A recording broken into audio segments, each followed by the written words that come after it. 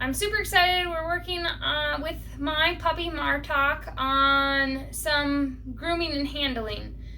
The first clip that you'll see in this video is just some basic consent point training where he's learning to stare at a dish and staying stationary, looking at what he wants is going to get him what he wants, regardless of what I'm doing. So you'll see I touch his ears and his paws and he stays focused on that dish. That's my groundwork for teaching him to be comfortable with a hairdryer, because I do want to be able to blow dry him. It gets cold here. I want to be able to dry him if he needs a bath in the winter so he doesn't get cold when I take him outside. An important part of using a human hairdryer, if you're going to be using a human one, it's kind of nice to start with them even if you intend to work up to a dog blow dryer. They tend to be quieter, but you do want to make sure they have a cold setting. So this one, it's this button. And then you want to start out on low. You want to start out at a point that's going to be less intimidating for that dog. So as you'll see, we worked on the consent point, not associated with the hairdryer. Then we moved to working on it associated with the hairdryer, and slowly we phase out how frequent those pieces of kibble need to be. If you do have any questions, you can definitely let me know. I'd be happy to help you with helping your dog be more comfortable with grooming.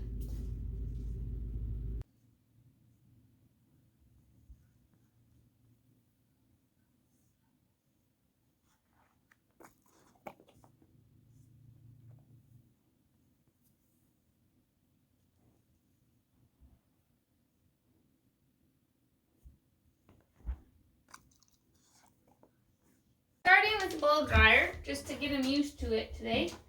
So I'm just going to start. I've got treats. I'm pointing it out and away from us, and I'm going to turn it on. Oh, maybe turn it on and turn it off, and he gets one. And then we're going to turn it on, turn it off, and he gets one. And he can look at it if he wants to. He doesn't have to stay staring at the treats.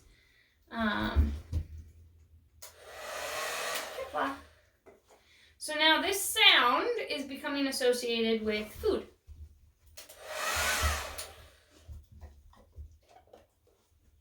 Now what I'm going to do is I'm going to point it towards the ground, but not at him.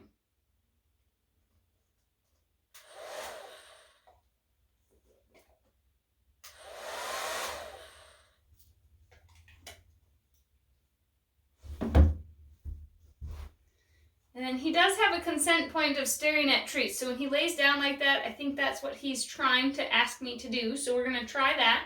We're going to move this towel out of the way. I'm going to set a pile of treats right here. His yes, I'm ready is staring at them. So this is something that we've practiced before where he looks at these treats. And he stares at them until I tell him he can have it. And the reason he got up and tried to get it is because I accidentally said the word. So we'll try turning it on. And if he looks away from them at the blow dryer, then that's his way of making me turn it off.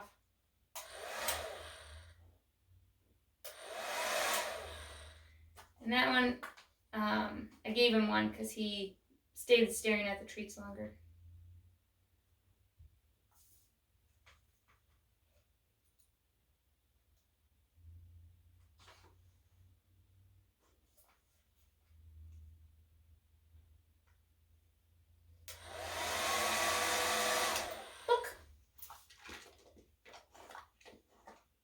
Good boy. That was good dog.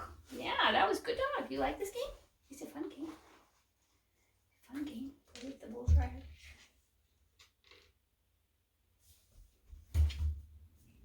Here I add moving my hand under the hair dryer to create a little bit of air movement. This will help him adjust to the air moving towards him without it directly contacting him right away. Turned it on a little too fast that time. That was accidental.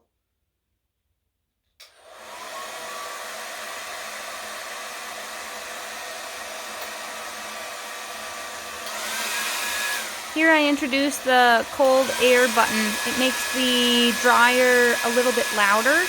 So I did a number of repetitions practicing with just that step before moving on again. I also noticed that that click that it made got his attention, and he was more interested in that. So we practiced with just clicking the cold air button without it even being on as well.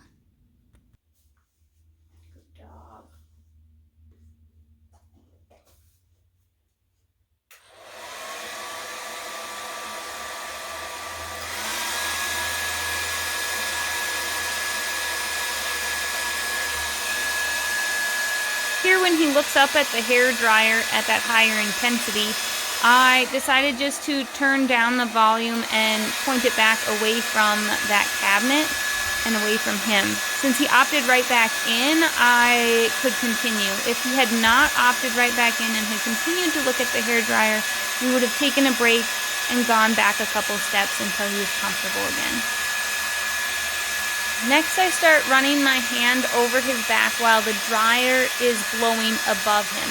At this point, it's not really making contact with him. The air might just barely be brushing past him like a fan might be, prior to me actually pointing at him here. This is a good way to kind of introduce the sensation of things moving and their hair moving prior to actually having the hair dryer be the thing that's moving their hair. He did a really good job with that, so we ended that session there, and we came back later to try again. When picking back up a training session, it's important to start back at a point where you know that your pet is going to be successful. So I start back at pointing the dryer away from him again and just doing the turning it on and turning it off for a little bit. Make sure we're still comfortable with the dryer. I'm not going to start back at blowing the air directly at him until he's comfortable with the dryer being turned on and off. I don't want to startle him. There I accidentally did a little too much, so we point the dryer away again.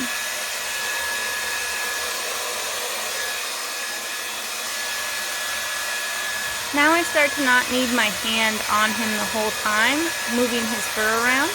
I can use just the blow dryer, and he's comfortable with that. Him looking at my hand going in the treat pouch doesn't necessarily count as him looking away from the treat pile, since the reason he's looking is because he knows that's where the treats come from. Now I work back to that hip that he had leaned away on before, and then go back to the area that he was comfortable. It's something that takes a little bit of time, some repetition, for him to get comfortable with that area being blow dried. So I move back to using my hand again and slowly start to work down his tail. There he did an ear flick, so we backed up back to the area that he was comfortable again and do a little bit more blow dry practice over his back. A lot of dogs will be more comfortable with their back, like mid-back, hip area being blow dried. If you get up by their neck and their ears and their face, a lot of dogs don't like air blowing in their face, so working from the back forward, a lot of times in initial getting them used to the blow dryer is really a good way to do things. Now he's more comfortable with me blow drying that hip that he was initially startled by me blow drying. He's laying with his hip off to one side, his legs kicked out in a much more relaxed position than he initially was. I can blow dry and don't need my hand there the whole time. I still continue to give him treats for participating and opting in. Since he moved himself forward, I decided to try the other side, but because he looks at the blow dryer, I move it away, and I give him a little bit of a break to opt back in. He gets a little bit excited about the treats. I have to remind him that we're not eating the whole pile right yet, but he settles back in and allows me to continue blow drying, doing a really good job. Although he's not completely comfortable yet, this is a really, really good start for a young puppy.